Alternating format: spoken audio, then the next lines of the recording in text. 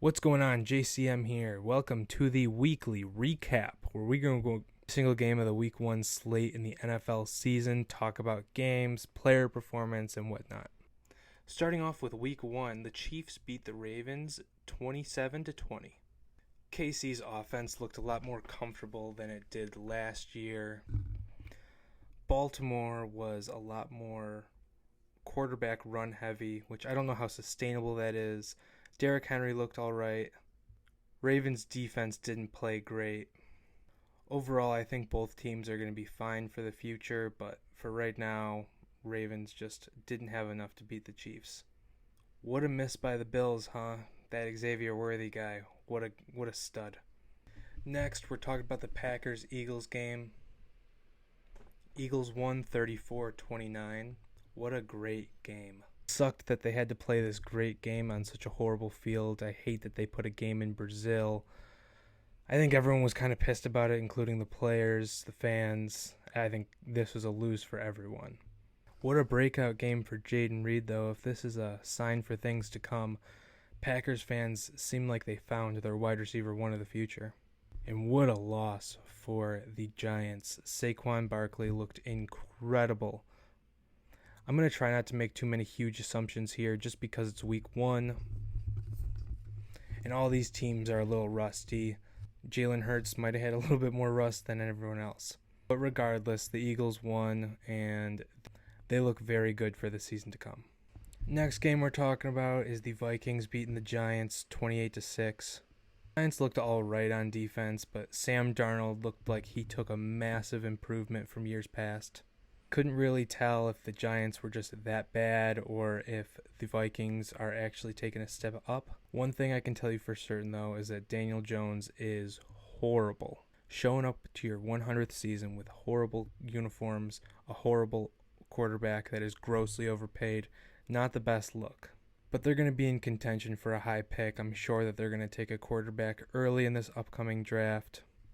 They just got outplayed by a better team.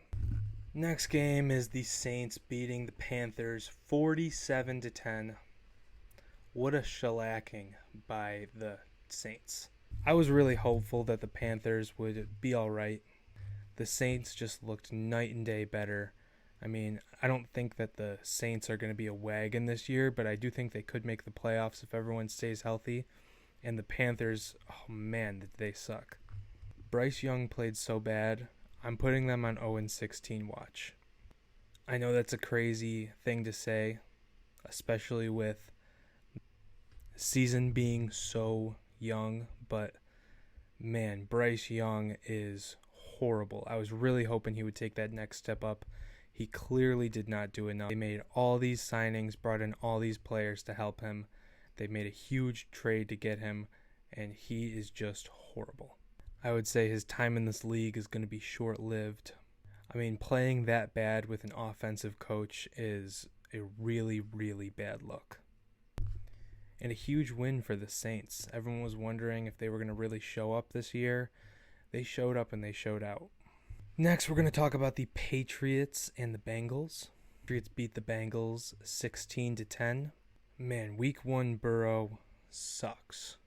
I mean, the Bengals just could not get anything going on offense. And the Patriots really didn't do anything special. They just took advantage of the opportunities they were given by the Bengals. Man, shout out Ramondre Stevenson, though. He showed up. Next, we have the Falcons versus the Steelers. The Steelers won 18-10. Steelers, unfortunately, could not play Russell Wilson, but they still won with Justin Fields. Kirk Cousins did not look great, definitely had a lot of rust. It's almost like a 37-year-old quarterback coming off an ACL is not that good. But seriously, they have a ton of weapons. With their offensive production was just unacceptable. But the Steelers defense showed up. TJ Watt felt like he was in the backfield arguably every single play. That guy is unblockable. And Steelers do need to score touchdowns to win games in the future, but they kind of got away with one this week. Big win for the team. If you're wondering, behind me I have the Jets versus 49ers game. The Niners are killing them, so not a lot of point in watching. I thought I'd just start recording early. Next, we're going to talk about the Colts losing to the Texans 29-27. Colts defense did not look good. Their offense was spectacular. Anthony Richardson is a monster.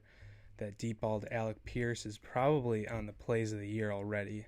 I mean, that was just incredible. But their defense could not stop the Texans. Stephon Diggs scored 2 touchdowns. They looked good.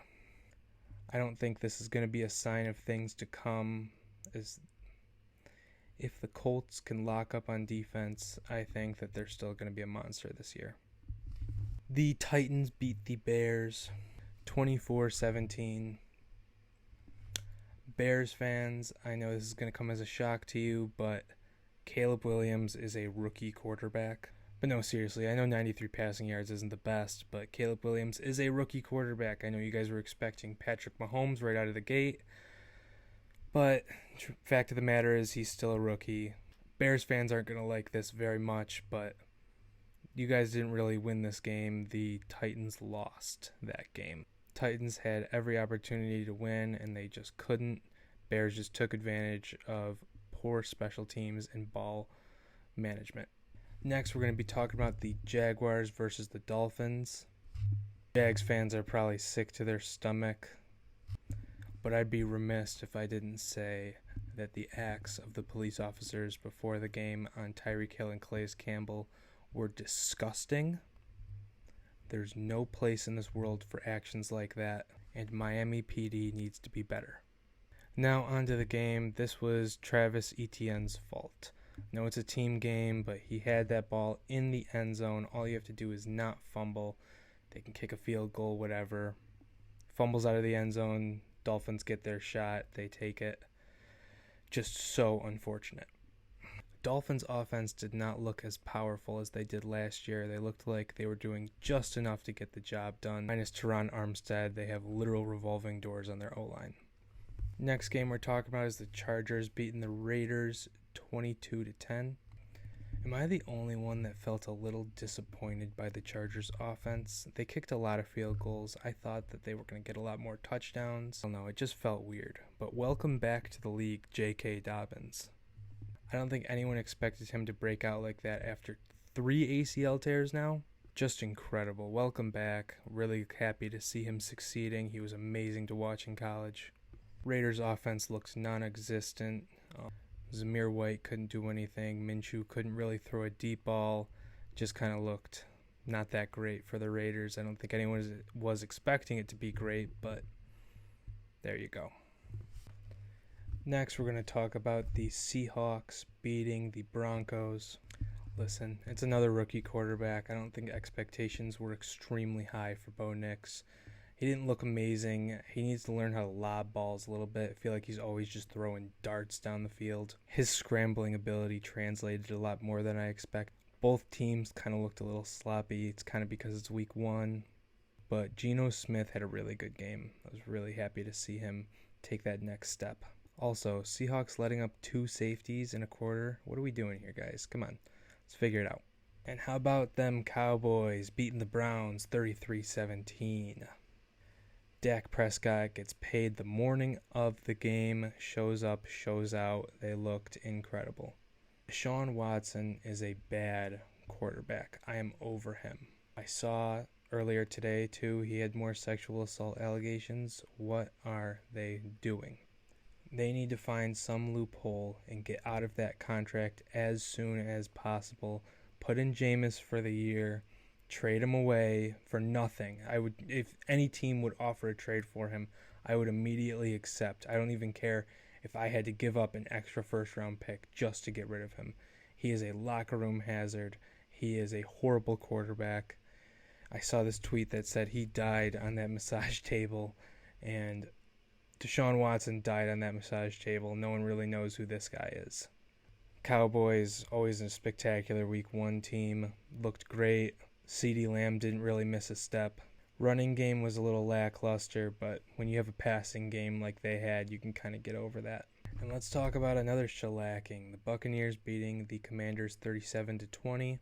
I did expect a little bit more out of the Commanders. New owner, a lot of new pieces, new quarterback. Kind of same old Commanders, but they're so young. I think they'll be fine. How about Baker Mayfield, though, huh? He looked like the guy.